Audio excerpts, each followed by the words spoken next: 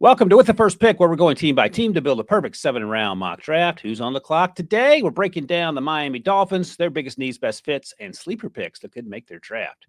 By the time we're done, you'll have a complete blueprint for how they can dominate draft weekend. That's Josh Edwards. I'm Ryan Wilson. It's time to get on the clock.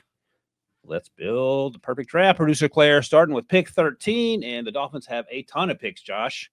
So no time for dilly-dally. I don't know if people still say that or not, but I'm going to bust it out early on. So I say because Will Johnson's sitting there, and if this were 2023, I would pull a hammy taking him. He has yet to run as we record this at any point during the pre-draft process, and there's some concerns that he may not run very fast. So whether you care about that or not could inform your decision about whether you want to take him here, given that they have some needs at cornerback. But I'll defer to you, Chris Greer. You know me. I mean, my preference is obviously Will Johnson, but Malachi Starks, the safety from Georgia, is there as well. They lost Javon Holland in free agency. So if you're more convicted about Starks, we'll compromise. We'll settle right there. No, let's take Will Johnson. Let's not fall into let's do it. Brian Branch, Kyle Hamilton trap of, he's suddenly not a good football player because of what he did in shorts and t-shirt, or hasn't done in shorts and t-shirts. So let's take Will Johnson. He was the number one player on my board coming into the summer. He's not suddenly a bad football player. All right, next up, pick 48. And we still have a ton of needs. Which direction you want to go now? Defensive tackle is a position that I would look at. I think offensive line you could consider as well. They re-up Zach Sealer, who's a really good football player, and then they have Benito Jones, and Matt Dickerson's currently listed as the starting defensive end. So yeah, there's some needs there as well. Man, I love JT Tuimoloau here. His teammate Jack Sawyer's here. Jared Ivey's a really good football player. Omar Norman Lott, Kyle Kennard. I mean, the list goes on and on. On the outside and the inside, Alfred Collins is an earth mover for Texas. CJ West is a little spark plug on the inside. Alfred Collins' teammates Vernon Broughton as well on the inside at Texas. So, Josh, I'll give you final say, but you got your pick of the lot here. My first thought would have been Omar Norman Lott. Yeah. I think he's somebody that can impact the opposition in a way that they haven't necessarily had since Christian Wilkins was there.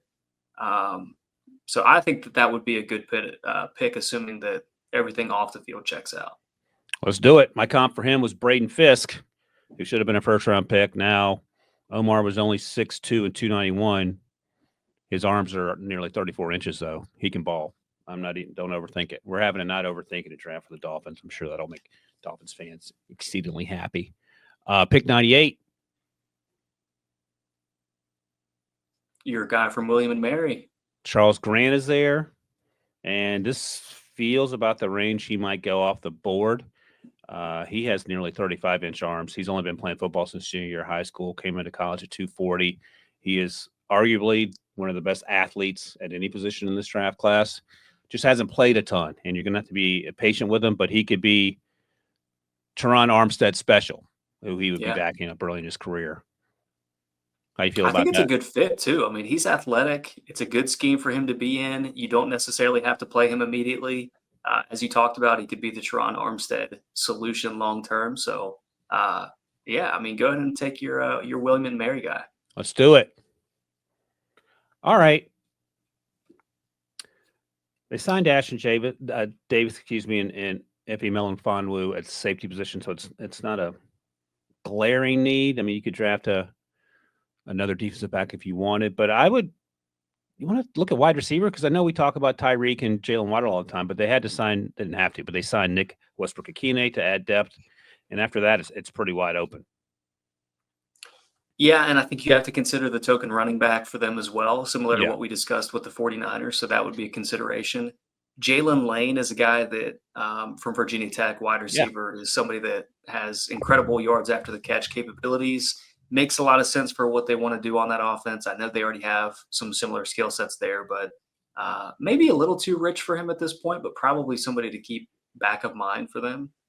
Yeah, 5'10", 191, 4.34. That checks out in terms of what you're looking for when you talk about the speed that the Dolphins like to concern themselves with. I'm fine taking Jalen Lane here.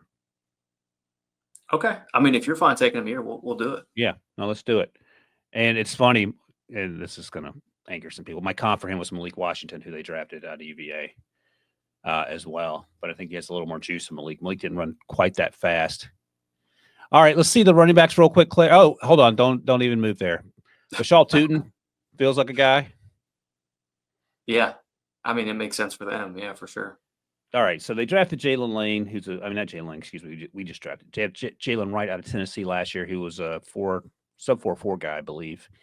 They have Devon Achane now, excuse me. Bashal Tootin can be the next in a long line of explosive guys that you can use out of the backfield. Let's do it.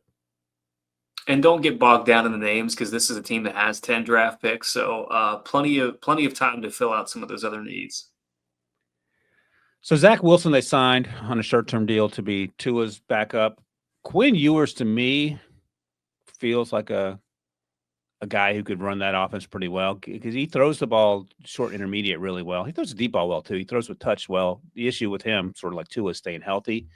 So we can put a pin in him if we want to just keep him in mind, or we can take him here but I'll leave it to you. Are there any other positions that glaring? We could probably double down on defensive tackle, Jalen.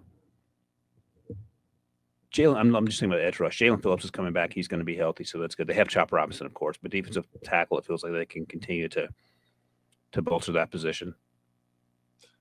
Yeah, linebacker is a position that they I think could consider as well. I'm not opposed to taking Quinn Ewers because I'm not sold on Zach Wilson being a capable backup for them. But so let's see what the linebacker group looks like, Claire. And Cody Simon is another insane athlete. He'll go. Maybe this is around the range he'll go, actually, out of Ohio State. Danny Stutzman, we've talked about in previous perfect mock drafts. Jay Higgins is a good player. Those out of Oklahoma and Iowa, respectively. All right, I'll let you make the call, Josh. Smile Munden is still there out of Georgia. Let's do Quinn Ewers with this pick, and then we'll see which linebackers are available because I think there's going to be some options. All right. If I had to predict, Dolphins fans are going to love this draft, Josh. Oh, yeah. And by love, I mean they're going to take it out hopefully on you more than me, but probably both of us. All right, and who's the linebacker we want?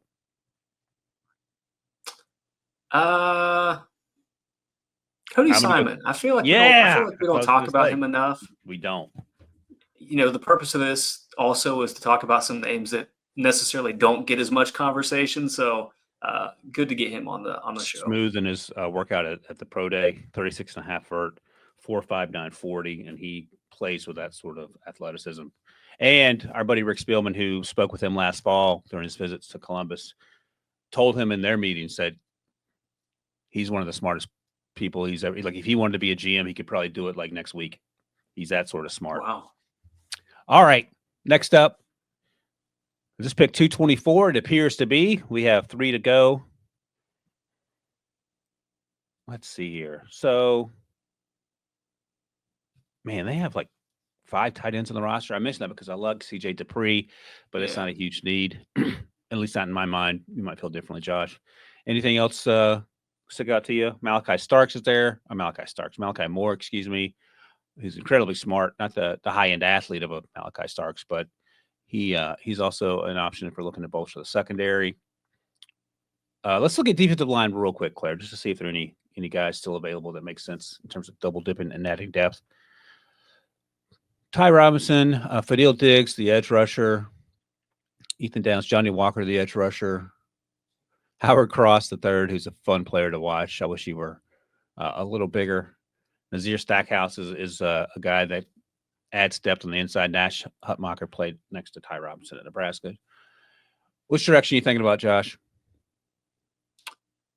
I would say Malachi Moore, the safety from Alabama, because I think he gives you a little bit of versatility. He's incredibly intelligent. Yep. I don't think you can ever go wrong adding more competition to that room. Yeah. So we'll go with safety Malachi Moore. And we have 2 picks left. 2 seventh rounders, 231, 253. Best available. What are you thinking? Man, I like the safeties, but it doesn't make sense at this point. I think you could take Timothy McKay from Yep. NC State, offensive guard. Yep. Again, give him a little bit more depth. He's, kind of a powerful player, but Absolutely. That's okay. Robert Hunt was a powerful player too. And sure. He was good. At least I thought he was good for the Dolphins. Fans might disagree. That's okay. And then finally, Graham Mertz sitting there. Sorry, Graham. We got our Quinn Ewers. I think we've got 2 picks left. Oh, if I'm reading man. that correctly. So you Okay. can double dip here. Just take a couple of guys, maybe a corner, and All right. Let's take Dante Trader, the safety, and give you a little special teams help. And then Josh, you can have the last pick. My bad. no, you're fine. Let's we didn't double dip at defensive tackle, did we? Is there No, I don't think anybody else that's still there? we just got Omar No. Norman Lott, and that was it. Okay. Yeah, well, who's available as the interior defenders, Claire, if you wouldn't mind? Howard Cross is Yeah, still there. Howard Cross is still there. Eric Gregory's a good player. Like, I don't hate the idea of Howard Cross because he's just such a high motor guy, but I'll leave it up Yeah, to you. this is also one of the last picks in the draft. So let's go with Howard Cross. Let's do it. I think the way that he plays, he's at least going to give him a chance to make that roster. All right, that's it. Recapping, Will Johnson goes 13th overall. Hopefully he doesn't run a 5'8", Josh, and that blows up in your face. He's a really good football player. Don't overthink it. Omar Norman Lott, defensive tackle out of Tennessee with the second round pick. Charles Grant, William Mary, left tackle, insane athlete, third round.